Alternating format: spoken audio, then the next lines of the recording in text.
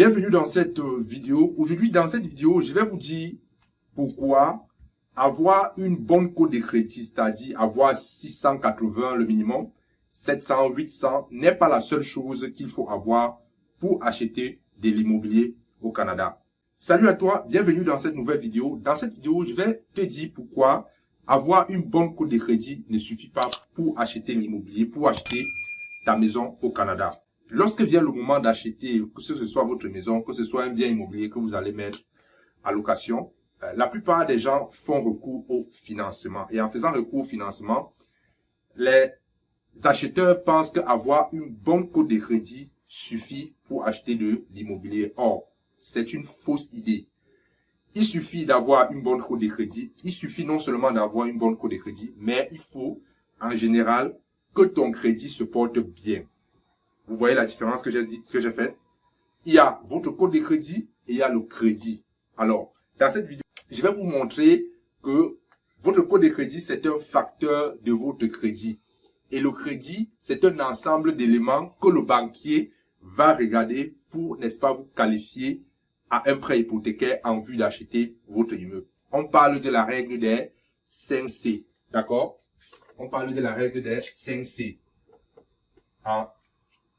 Lorsqu'on parle de crédit, on parle de la règle des 5C. Le premier C, c'est le capital. Imaginez, vous allez dans une banque pour prendre, n'est-ce pas, un prêt, une hypothèque pour acheter une maison et que vous dites au banquier que vous n'avez pas un seul rond dans votre compte bancaire.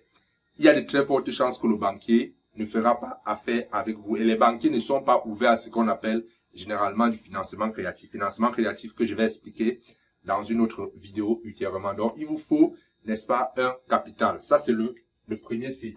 Donc, le premier C, c'est le capital. Et comment se manifeste ce capital? Le premier C, généralement, c'est la mise de fonds. Le banquier veut s'assurer que tu as ton apport, que tu as ta mise de fonds pour acheter ta propriété. Le deuxième C, c'est le caractère. OK? Le deuxième C, c'est le caractère. Le caractère, c'est votre attitude. C'est l'approche avec laquelle vous venez demander le financement. Est-ce que votre dossier est complet? Est-ce que les pièces que vous avez mis dans votre dossier sont des pièces fiables, vérifiables? OK?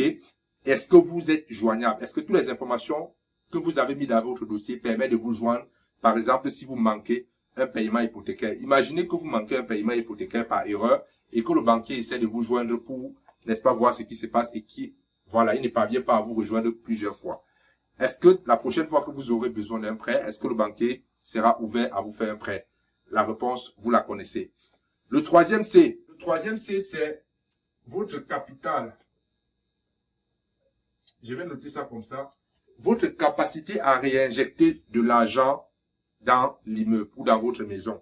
Lorsque vous achetez, n'est-ce pas, votre bien, le banquier va regarder vos revenus. Le banquier va regarder si vous avez l'épargne. Le banquier va voir est-ce que s'il survient un problème dans la maison, parce qu'en réalité au Canada, la maison ne vous appartient pas. Votre maison ne vous appartient pas. Tant qu'il y a une hypothèque de la banque dessus, la maison ne vous appartient pas.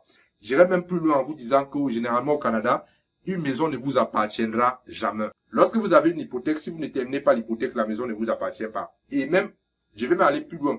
Même lorsque vous avez terminé de payer votre hypothèque, la maison ne doit jamais vous appartenir parce que vous aurez toujours les taxes foncières à payer. Les taxes, comment on appelle ça? Vous aurez toujours les taxes foncières à payer. Si vous manquez les paiements de vos taxes foncières, la ville ou la municipalité peut reprendre la maison et vendre sa maison-là aux enchères en vue de rentrer dans leur coût. Donc, la banque veut s'assurer que vous aurez la capacité à réinjecter. Elle va s'assurer que vos revenus sont suffisants, qu'à la fin du mois, vous avez un surplus en dehors de vos revenus pour pouvoir réinjecter de l'argent de votre maison si survient un problème. Est-ce que vous serez capable de payer, n'est-ce pas, les taxes de mutation, les taxes de bienvenue, de payer les premières taxes, de payer l'assurance, ainsi de suite. Vous allez voir même dans certains cas, les banques vous exigent de prendre une assurance à habitation et de prendre une assurance sur l'hypothèque que vous prenez. Donc, la banque va vérifier le troisième C qui est votre capacité à réinjecter de l'argent dans le bien s'il arrive un problème. Maintenant, le quatrième C, c'est ce qu'on appelle la collatérale. OK? Collatérale. La collatérale, c'est en quelque sorte une garantie.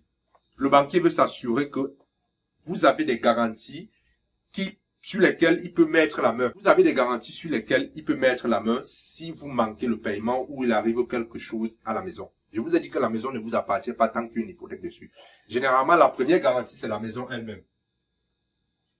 C'est la maison elle-même. Si vous ne payez pas, la banque récupère la maison, la banque revend la maison.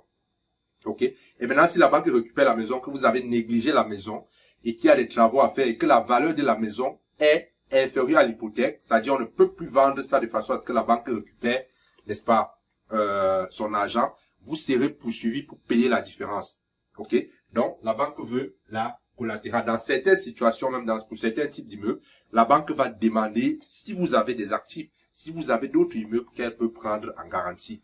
Ça dépend également, ça dépend du profit de chaque investisseur, ça dépend, n'est-ce pas, également, voilà, du profit de chaque investisseur. Le dernier, c'est votre score de crédit. Vous voyez que lorsqu'on parle de score de crédit, le score de crédit, c'est la dernière chose que le banquier va regarder avant de vous faire un prêt hypothécaire en vue d'acheter votre propriété. Donc, la banque veut que vous ayez un score, n'est-ce pas, minimum de 680.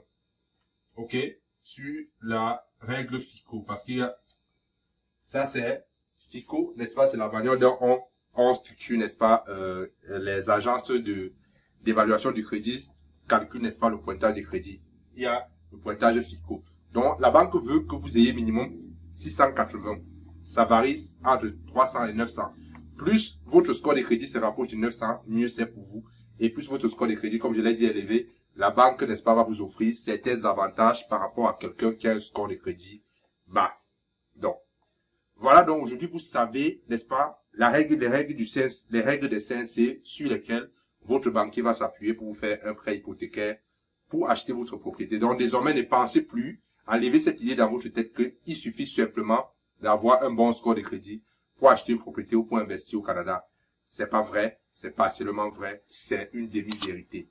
J'espère que vous avez aimé la vidéo. Si vous avez des questions, je vous attends en commentaire. Ciao.